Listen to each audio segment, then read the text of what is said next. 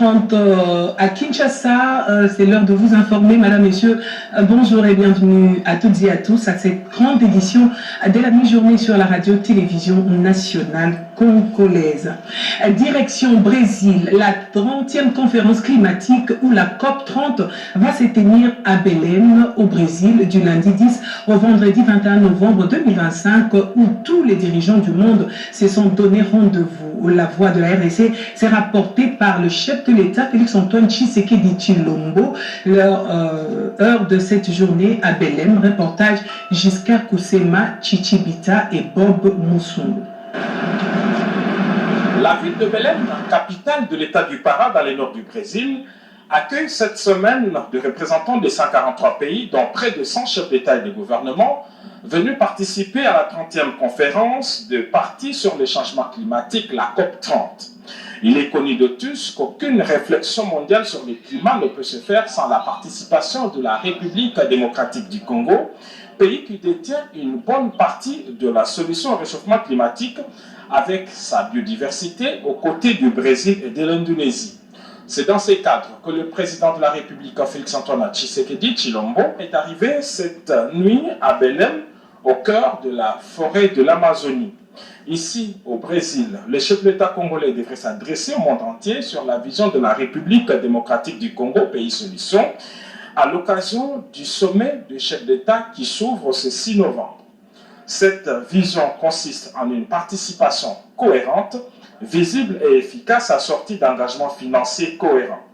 Le président Tshisekedi entend aussi obtenir une reconnaissance renforcée du rôle du bassin du fleuve Congo et présenter un dispositif national de gouvernance de carbone clair, transparent et souverain.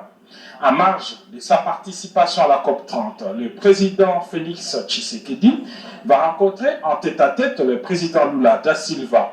Les deux chefs d'État s'étaient déjà rencontrés ici même à Belém en 2023 et ils avaient émis le vœu de créer une dynamique autour des trois grands bassins mondiaux, à savoir le Congo, les Bornéo-Mekong et l'Amazonie.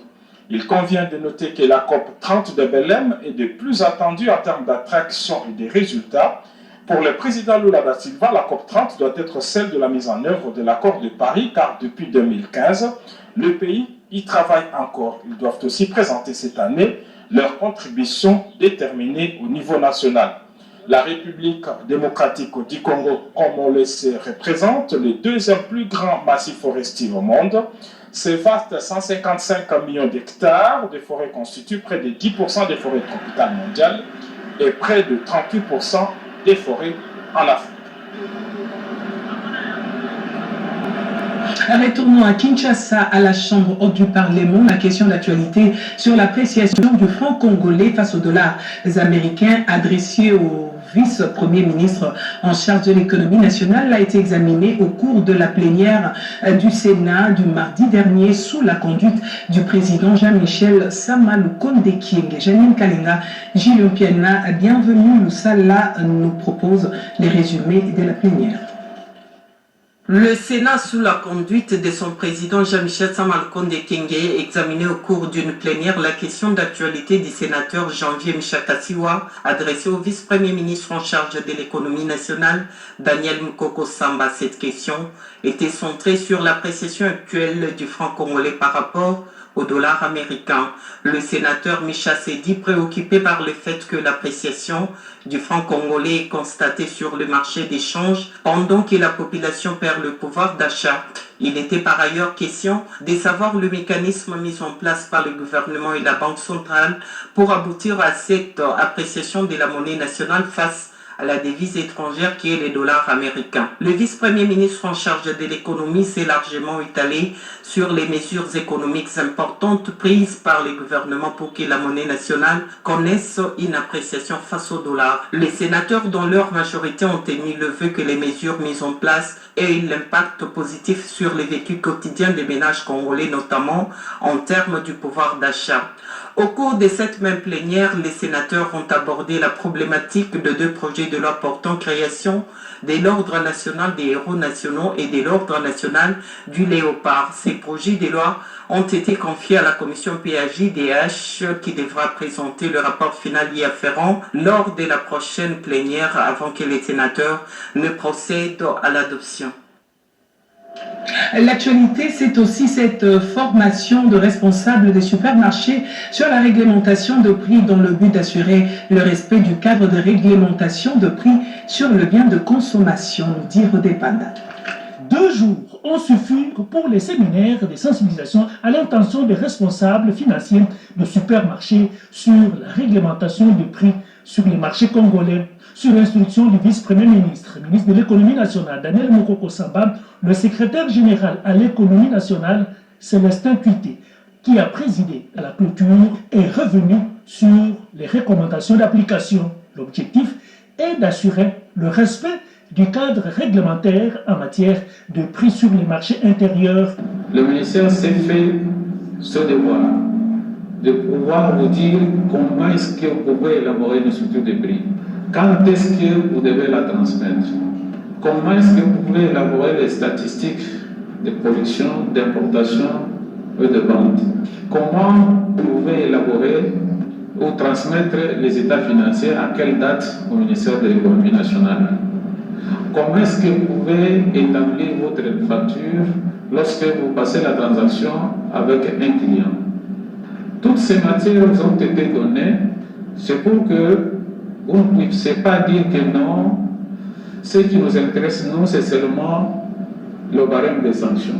Le barème des sanctions, c'est une conséquence de ceux qui ne veulent pas respecter la réglementation économique et commerciale dans notre pays. Cette initiative s'inscrit dans la continuité des missions de contrôle menées récemment dans le secteur et qui ont mis en lumière plusieurs manquements sanctionnés conformément à la loi. À travers ces séances pédagogiques, le gouvernement entend renforcer la responsabilité des opérateurs économiques.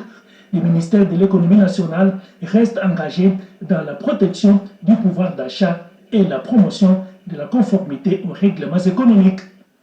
Le vice-premier ministre de la Défense, Guy Kabongo Mwadiamvita, est arrivé hier mercredi à Kisangani, chef-lieu de la province de la Chopo, pour une mission d'itinérance dans la 3e zone de défense accompagnée du chef d'état-major général adjoint en charge des opérations et renseignements. Sur place, le vice-premier ministre a présidé une séance au travail. Regardez.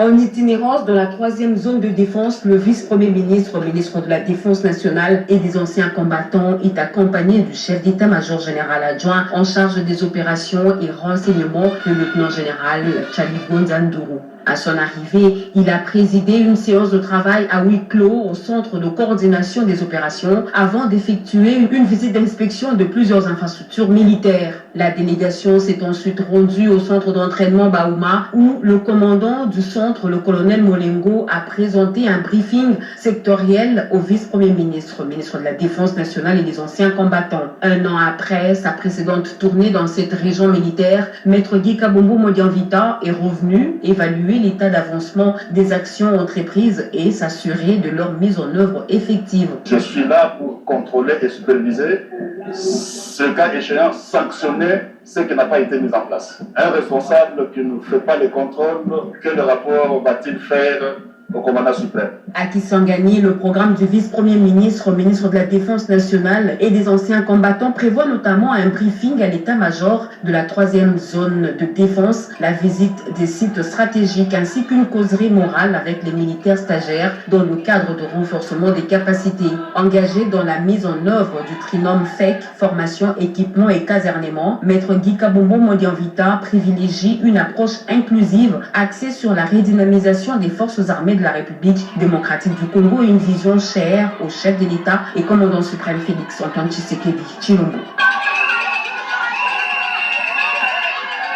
Et de son côté, le vice-premier ministre, ministre de l'Intérieur et Sécurité, et devant les animateurs, appelle à la responsabilité de tout un chacun et de privilégier la cohésion face aux querelles qui freinent le bon fonctionnement des institutions provinciales. Bobo Anan Mokonzi pour le détail. Face aux animateurs des institutions provinciales, le vice-premier ministre, ministre de l'Intérieur et de la Sécurité, Jacqueline Chabani, n'a pas mâché ses mots dans un ton ferme. Il a appelé à une gouvernance responsable, dénonçant les querelles intestines qui freinent le bon fonctionnement des entités territoriales décentralisées. Le gouvernement de la République ne saurait dorénavant laisser les provinces sombrer dans un cycle d'ingouvernabilité sans fin. Pour ce faire, toutes les mesures fortes seront envisagées pour garantir la stabilité des provinces, y compris le recours aux prérogatives extrêmes prévues par la Constitution de la République démocratique du Congo dans ses articles 197, alinéas 7 et 8 et 198, alinéa 10. Dans un contexte marqué par l'instabilité récurrente à la tête des provinces, le numéro 1 de la territoriale exhorte les responsables provinciaux à privilégier l'intérêt général, socle d'un développement harmonieux et durable. La haute autorité nous a instruit de vous communiquer sa volonté et sa détermination à stabiliser les institutions provinciales en cette période où notre pays est confronté à la guerre d'agression nous imposée par le Rwanda et ses supplétifs du M23 AFC. Dans l'ultime objectif de garantir la cohésion nationale et le développement intégral. C'est pourquoi j'en appelle encore une fois au sens de responsabilité des uns et des autres, afin que tous s'engagent sur la voie de la cohésion nationale et de la stabilité des institutions provinciales. Ces messages forts sont comme un avertissement. Le lutte de pouvoir doit céder la place à la cohésion et à l'efficacité, une exigence de rigueur saluée par plusieurs observateurs comme un pas vers la stabilité institutionnelle en République démocratique du Congo. Stabilité des institutions provinciales et aussi cet appel du gouverneur de Haut-Ouélé à ses pairs et au président des assemblées provinciales à s'approprier la communication du vice-premier ministre de l'Intérieur après le forum d'hier appelant à la responsabilité et à la cohésion nationale. Il s'est exprimé devant la presse. Le VP n'a fait que rappeler les instructions du président de la République, Félix-Antoine Tshisekedi, qui, au cours de plusieurs réunions du Conseil des ministres, est revenu sur la stabilité des institutions. Et il était temps, après avoir constaté un certain nombre de dérapages, que le vice-premier ministre rappelle les uns les autres sur la nécessité de respecter les instructions de la plus haute autorité du pays. Vous savez que le pays traverse des moments difficiles, le pays est agressé. Malgré cela, le président de la République et son gouvernement font beaucoup d'efforts pour appuyer les provinces dans le domaine des infrastructures, dans le domaine agricole et dans plusieurs secteurs. Mais voir que ces efforts sont en train d'être amoindris pose quand même un problème. C'est ainsi que le VPN nous a tous rappelé à l'ordre, chacun a compris le message. Et il nous faut maintenant travailler pour que les institutions provinciales soient stables. Nous à présent en Ituri, des centaines de militaires du bataillon spécial Tigre viennent de recevoir la formation spéciale à Bunia. C'est le gouverneur militaire de cette province qui a présidé la cérémonie. Reportage.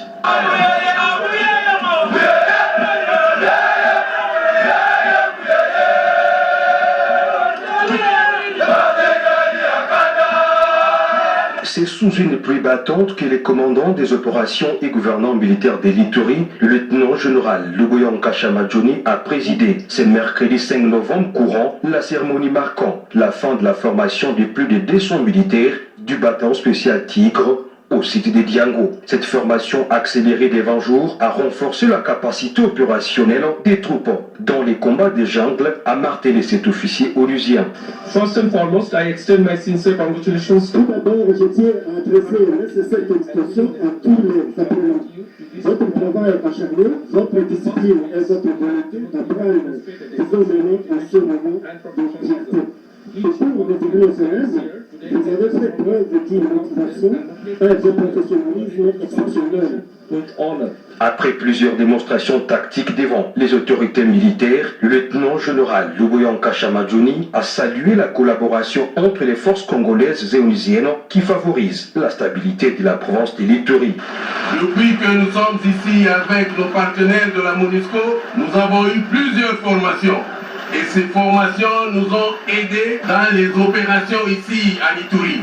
Et vous pouvez vous rendre compte de la façon dont nos hommes sur terrain sont en train de se comporter. Les militaires formés ont été invités par les gouvernements militaires de l'Ituri à combattre l'ennemi avec détermination. Combattre l'ennemi, c'est la confiance en soi, la volonté de combattre, la détermination et le professionnalisme. Je peux vous assurer que je suis très fier de vous. Chaque jour qui passe, l'administration militaire commandée par le lieutenant-général Luboyan Kashamadjouni déploie de nouvelles stratégies pour imposer la paix sur l'ensemble de la province, imprimant ainsi les cheveux du commandant suprême des FRDC de la PNC, Félix Antoine Tshisekedi Tshilombo, qui se bat actuellement sur tous les fronts au nom du peuple d'abord.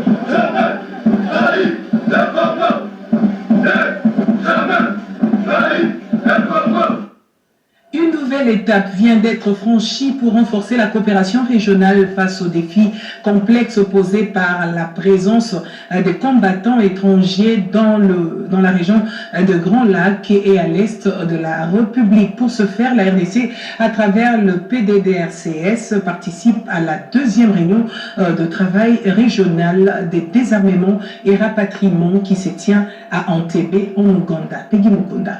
Réfléchir sur la base des politiques et procédures nationales, régionales, ainsi que des normes internationales à l'élaboration conjointe de procédures opérationnelles standards, génériques relatives au rapatriement, à la réinsertion et à la réintégration des ex-combattants issus de groupes armés étrangers, ainsi que de combattants étrangers intégrés au sein de groupes armés locaux. C'est l'objectif de la deuxième réunion du travail régional sur les désarmements, la démobilisation, les rapatriements et la réintégration qui se tient à Entebbe, en Ouganda. La République démocratique du Congo est représentée à ses assises à travers le PDDRCS.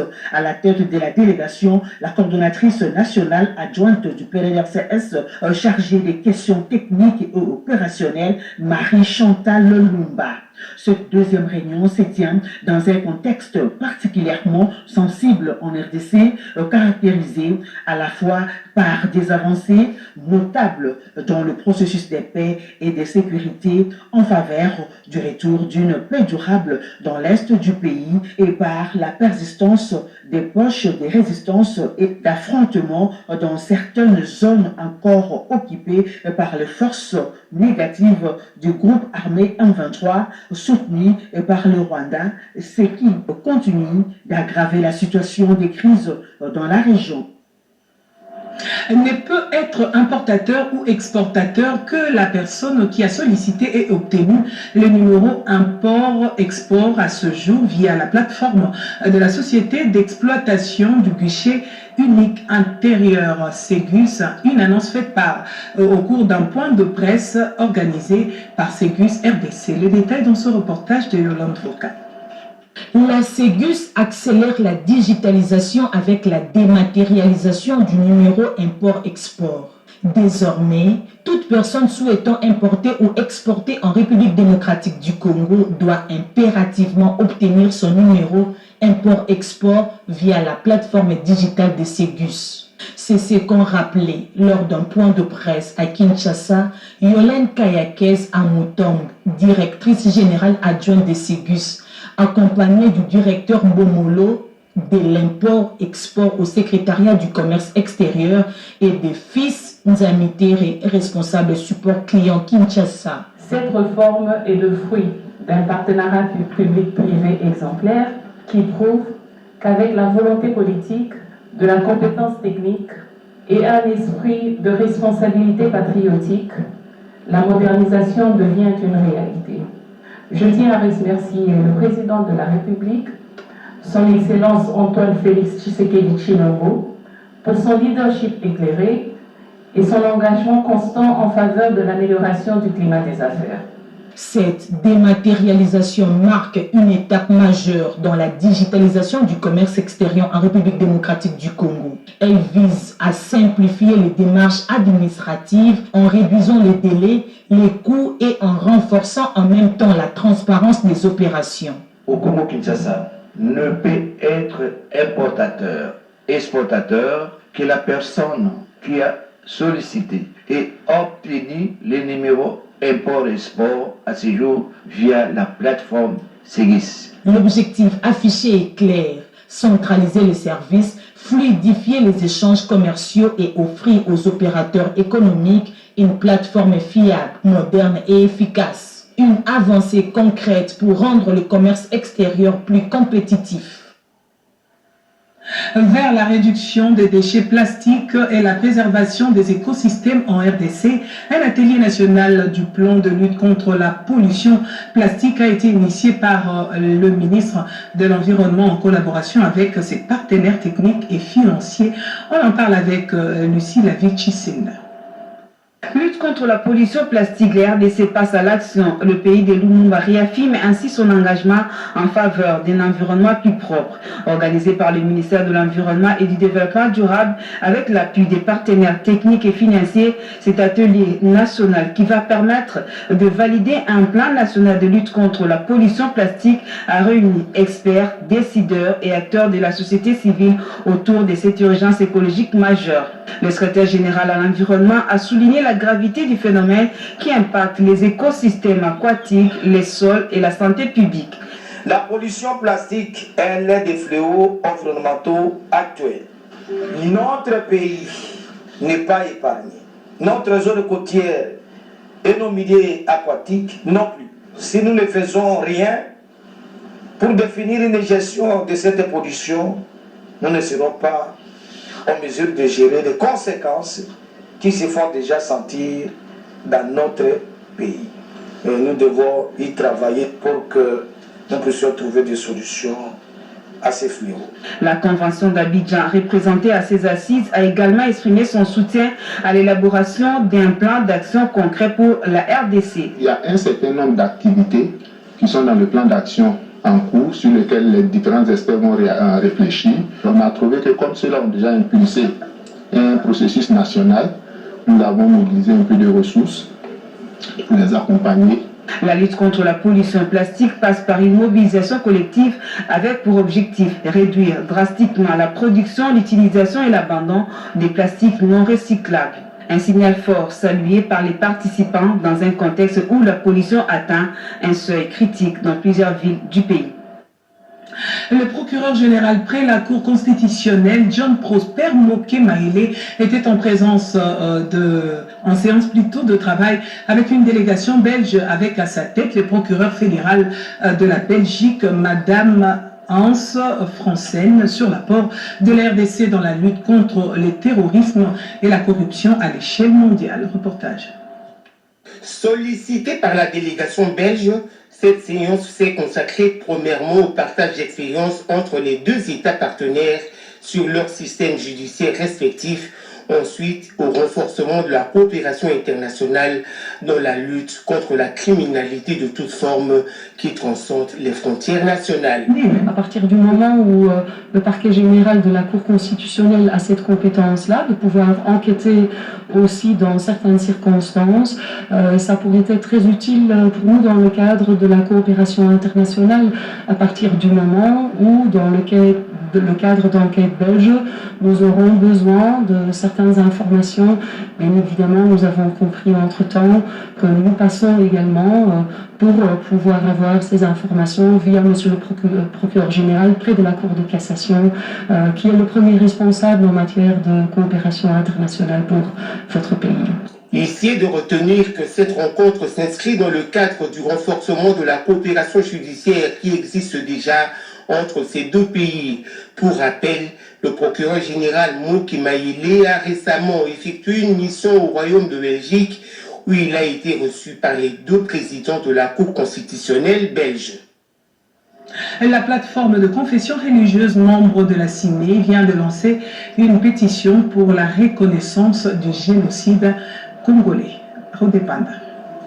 La guerre d'agression imposée à la RDC, causant des milliers de morts, semble ne pas bénéficier d'un regard attentif de partout au monde. À l'interne, les efforts sont fournis pour parvenir à la reconnaissance de ces épisodes sombres de l'histoire du pays de Lumumba. C'est dans cette optique que l'Église des Réveils du Congo ERC a lancé une pétition pour obtenir de la communauté internationale la reconnaissance du génocide congolais. L'archevêque, président et représentant légal de cette confession religieuse a lancé la récolte des signatures depuis dimanche 2 novembre lors d'un culte spécial au temple de l'église pentecôtiste des secouristes à Kinshasa. C'était en présence de Bienvenu Moké, conseiller au collège culture, arts et questions religieuses de la présidence de la République. Pour Ejibaman Pierre Évariste, cette action vient en appui aux efforts déployés par le chef de l'État Félix Tshisekedi pour la reconnaissance du génocide congolais. La pétition est lancée publiquement. C'est pour nous une façon de joindre notre voix à ce que le chef de l'État, Félix Antoine Tshisekedi, a lancé du haut des tribunes des Nations Unies demandant la reconnaissance du génocide en République démocratique du Congo. C'est aussi notre façon, en tant que société civile, en tant que confession religieuse, de pouvoir dire à tous que le patriotisme oblige, et c'est là notre démonstration de l'attachement à notre chère patrie. Le numéro 1 de l'Église des Réveils a précisé que cette pétition n'est pas seulement l'affaire des fidèles, elle concerne toutes les communautés religieuses, ici au pays comme à l'étranger. Aussitôt lancée, la pétition a connu un grand engouement. Plusieurs fidèles de l'Église pentecôtiste secouriste se sont prononcés en faveur de cette pétition. Suivons à présent cette table ronde que nous propose Malumbela sur la promotion de l'unité et la mémoire collective entre les communautés en République démocratique du Congo. L'unité nationale en République démocratique du Congo est menacée avec la persistance des conflits alimentés par des groupes armés dans la partie est de la République démocratique du Congo. Une situation qui a occasionné des viols de femmes, l'enrôlement forcé de jeunes dans la rébellion, des milliers de morts et déplacements massifs des Congolais fuyant ainsi les combats pour se mettre à l'abri.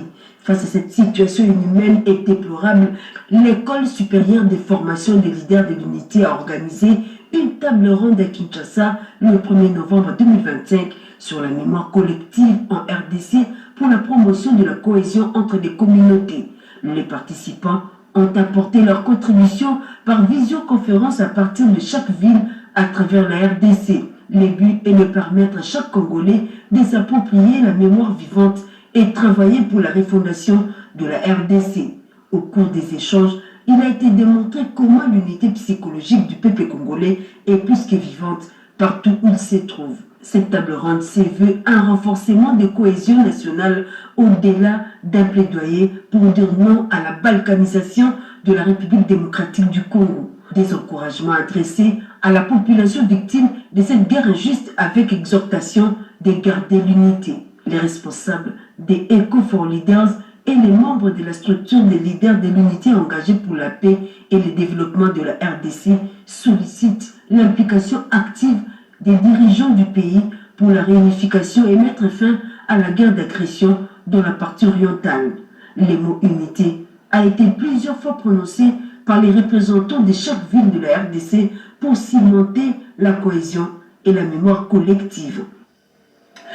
Bientôt, Bandundu-Ville, dans la province du Kwilu, va revêtir sa plus belle robe, d'où le lancement de travaux de réhabilitation de grandes artères dans cette partie, en provision de la 13e plutôt conférence de gouverneurs qui se tiendra en décembre 2025. Reportage. La ville de Bandundu, chef-lieu de la province de Kwilu, traverse une crise énergétique sans précédent depuis plus d'un mois. Une coupure générale d'électricité plonge la population dans l'obscurité, suscitant inquiétude et frustration. Cette panne est due à un dysfonctionnement sur la ligne de transport reliant Kinshasa à Bandundu.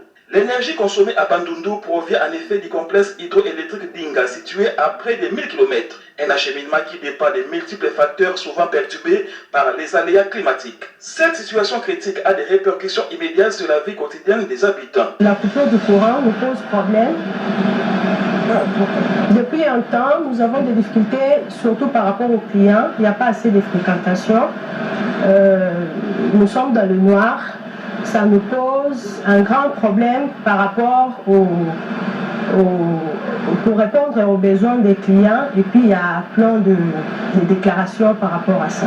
La Régie des eaux, société en charge de la distribution d'eau, ne peut plus assurer son service normalement, provoquant ainsi une pénurie d'eau potable dans plusieurs quartiers de la ville. Un véritable cercle vicieux qui affecte les ménages, les commerces et les services publics. Cette crise met en lumière les défis majeurs auxquels fait face les secteurs énergétiques en République démocratique du Congo, particulièrement dans les provinces éloignées des centres de production. Alors que les pays disposent d'un potentiel hydroélectrique immense, son exploitation et sa distribution efficiente restent un défi de taille pour les autorités compétentes. Et tout ce que nous faisons ici, tout ce que nous consommons ici, même nos appareils fonctionnent avec l'électricité. Il n'y a pas d'électricité. Ce que pour nous, c'est vraiment à gagner. Et on n'a plus de clients. Les clients ne veulent plus venir ici parce que les commerces vont s'habituer sans électricité. Il y a de l'électricité, de l'eau, et nous sommes en train de peiner. Il y a aussi un gars qui nous dit kowa ezonga atoka makambo nyonso ezonga atoyelama bien mpona mboka na biso ya kweli Bandundu Ville. Entre-temps, les habitants de Bandundu doivent composer avec cette situation difficile, espérant chaque jour voir la lumière revenir dans leur foyer. Une attente qui pour beaucoup devient de plus en plus pesante au fil des heures. La question qui se pose désormais est celle de la mise en place des solutions pérennes pour éviter que de telles crises ne se reproduisent à l'avenir. Voilà, madame, messieurs, qui met pratiquement un terme à ce journal des 13h réalisé par Pascal Sicho, Jado Kapayi, assisté de Rebecca Kikoumali, Jancy Matondo, Julie Kaindo, Blandine Mangwaou, coordonné par Marthe Manganza Kalala, les tout sous la supervision d'Oscar Balkaïj. Encore une fois de plus, merci de l'avoir suivi. L'actualité reste en continu sur nos antennes. Excellente suite de programme à toutes et à tous. Au revoir.